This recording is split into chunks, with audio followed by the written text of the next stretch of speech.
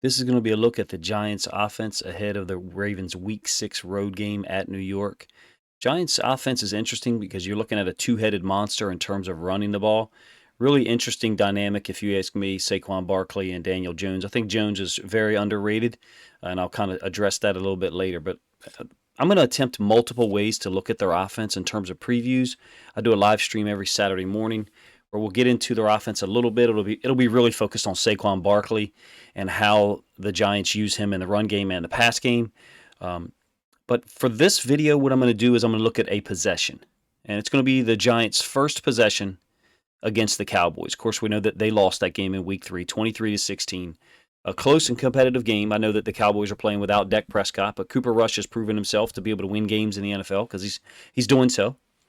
So this is going to be a look at a possession. But before we do that, just some basic numbers to give you a little bit of frame of reference or background. The Giants are like 17th or 18th in points per game, maybe 19th, 20.6, almost 21, almost 3 touchdowns per game.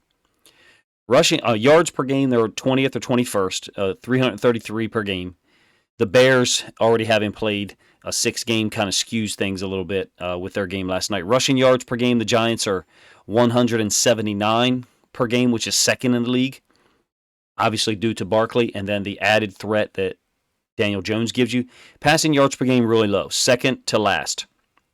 The only team with a lower pass yards per game is the Bears, who have a historically bad passing offense at this point anyway through 6 games. So clearly you have a team that offers you more of a threat in terms of the run game, in terms of total volume of yards, but they've had some timely pass plays. And the tight ends, I think, offer them something, in that avenue as well. So compared to the Ravens a little bit, offense for the Ravens is 26.7 per game, 26.6.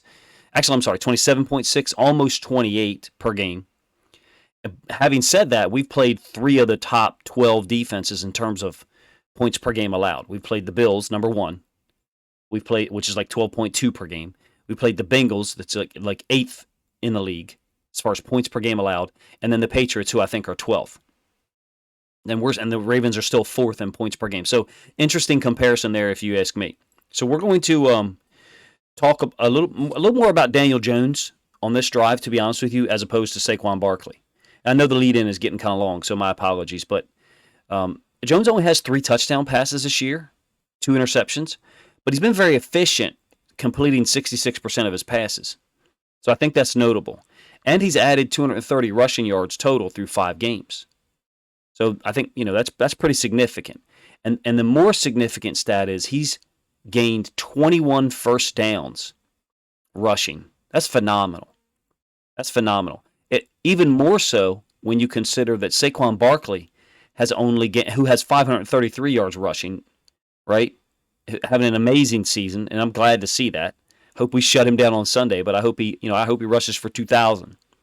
But Saquon Barkley with 533 yards rushing has only gained 19 first downs on the ground. So by comparison, Jones has gained 21.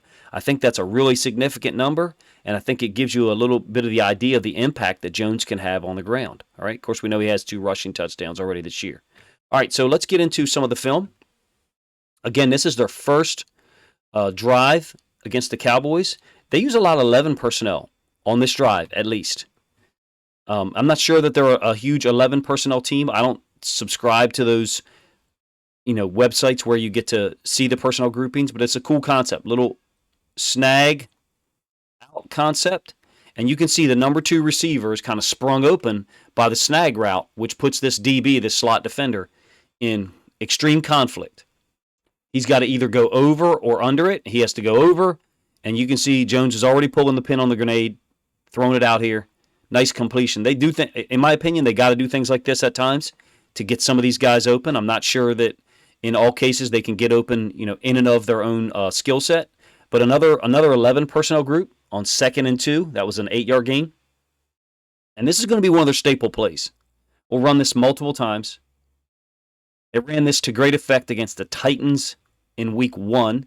Those of you that are Ravens fans and watch my channel a lot, I talked about their left guard. This is a different left guard. The left guard in that game was a rookie, but the concept is we would just call this down out of the wing T.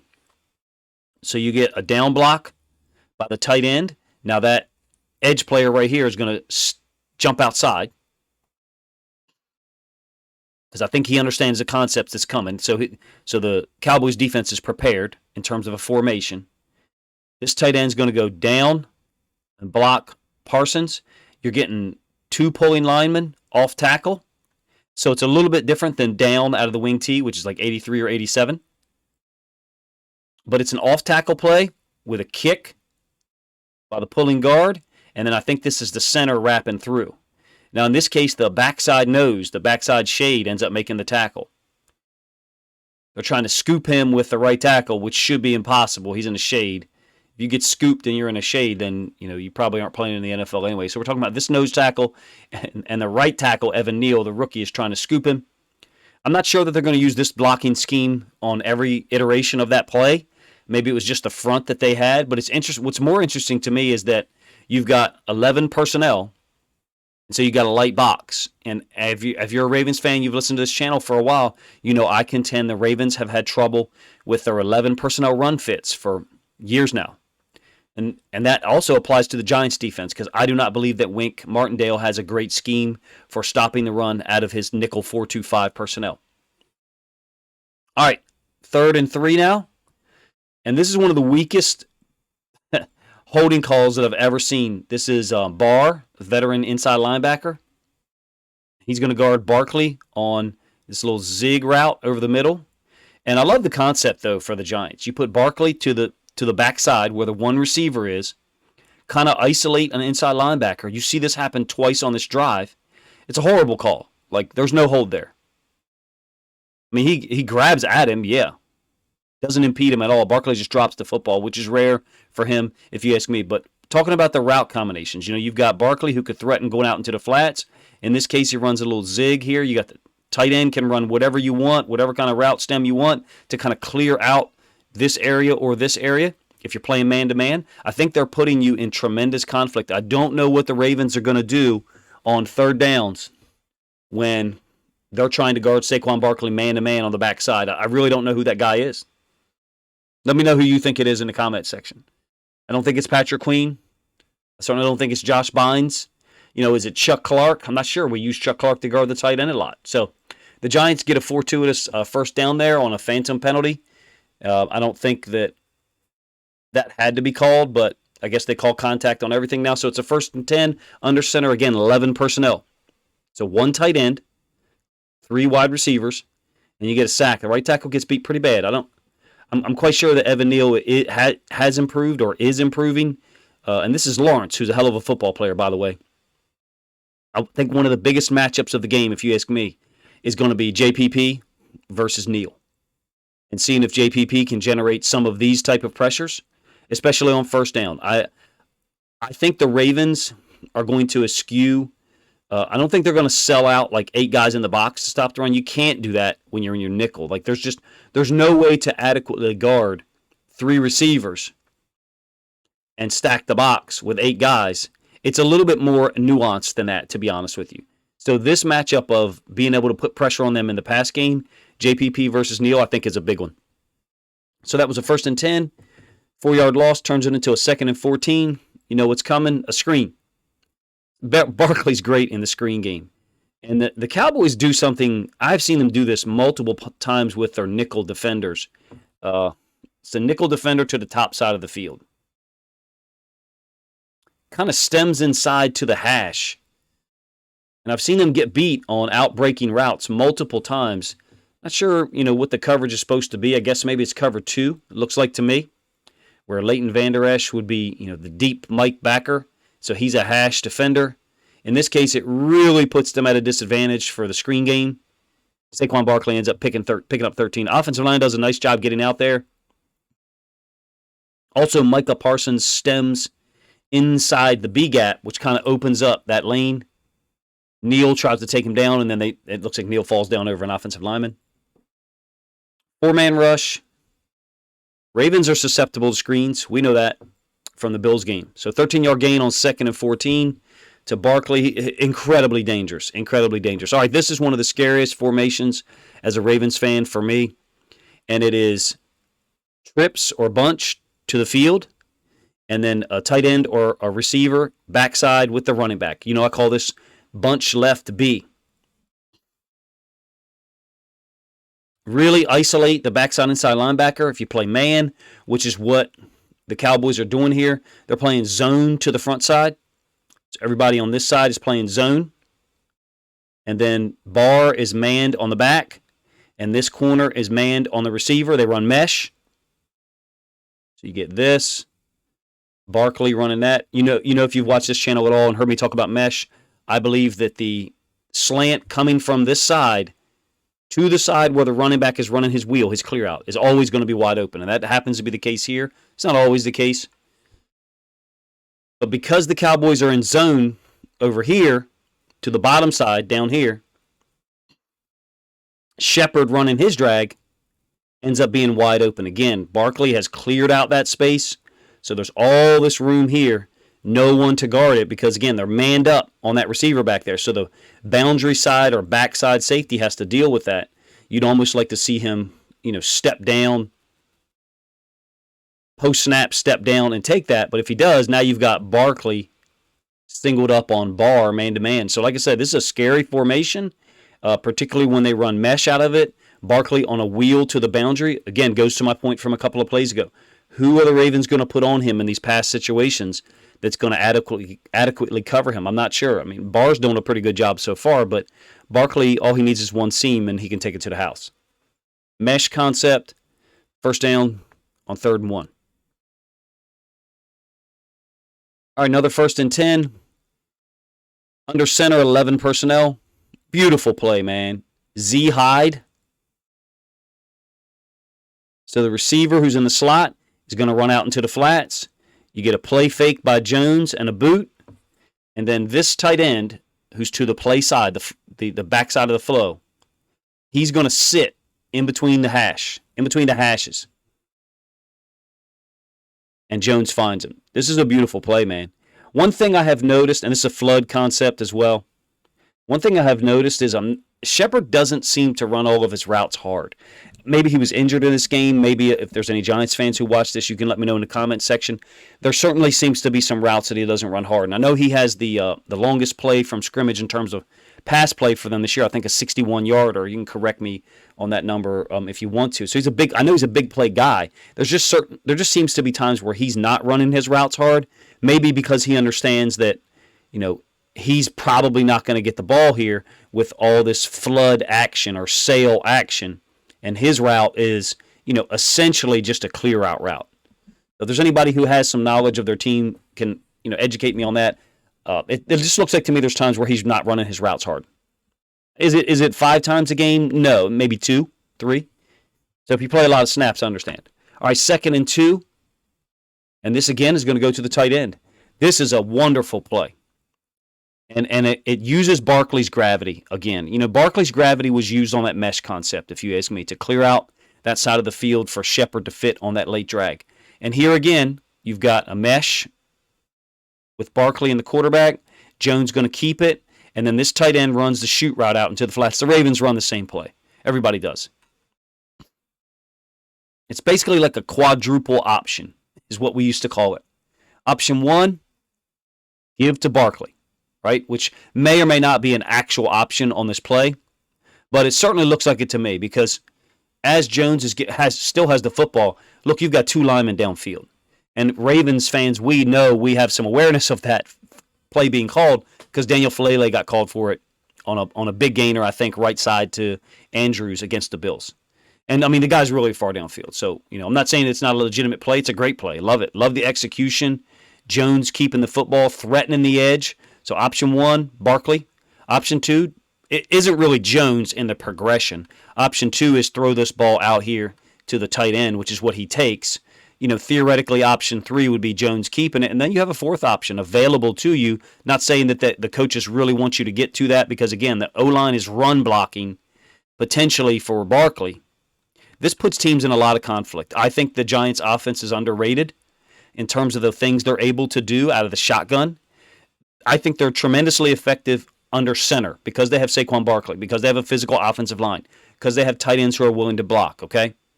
In the gun, stuff like this, you can threaten the defense's left side of the field with Barkley. You can threaten the edge over here with the quarterback. And then again, the tight end out into the flats on a little shoot route. Cool concept, great execution, if you ask me.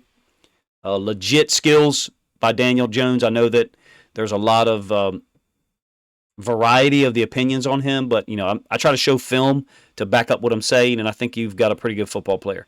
So tight end, the last two routes, 8 yards, 20 yards. Shepard on a mesh concept, really cool design for 10 yards. Prior to that, on a 2nd and 14, you had a screen to Barkley. Now I guess the negatives.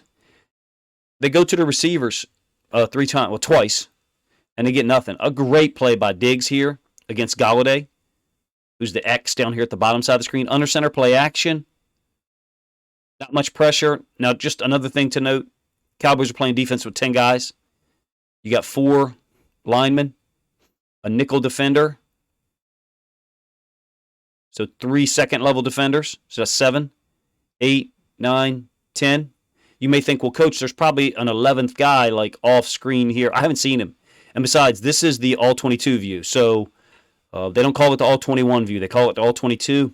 I think if there was a 11th defender back there, a 22nd player, I think we would probably zoomed out a little bit more. But it's a great play by Diggs without having safety help. You can see, like, during the play, you're kind of like, okay, there's a lot of space here. Jones isn't being pressured, number one. Number two, it's only 3 under and 3 deep. Diggs is off screen. So just mathematically, in your brain, something looks wrong. Great play by Diggs on 1st and 10. Little curl route to Galladay. And you got again, Shepard, I think it's Shepard up top, is running, is this a clear out route? Is it a legitimate option? I mean, there's only 2 guys going out in a route here with Barkley run out into the flats. I would think he'd want to run his route hard, and he just doesn't look like he is to me. 2nd and 10. Incomplete to Shepard over the middle. Great play by Diggs. I think that's Diggs. He probably commits a hold. He probably touches Shepard a little bit early. Pro Twins B gun. You got this like backwards RPO. So again, using Barkley's gravity to make it look like run, get these guys moving downhill, and then run the slant in behind it from the opposite side of the running back. That's why I call it a backwards RPO. I don't know what other people call it. Cowboys do have 11 on the field here, by the way. Great play. Great job by Diggs. That's probably going to get called sometimes, but tremendous challenge. And it doesn't look like he gets his hands on the ball. He just has his left hand on Shepard's hip, which is, influencing him negatively in terms of catching the ball.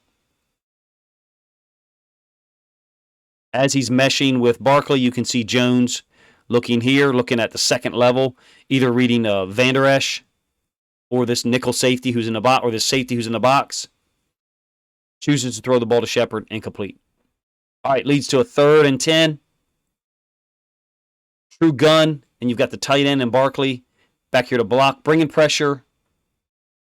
A version of man free, but you got no low hole dropper, and they get pressure.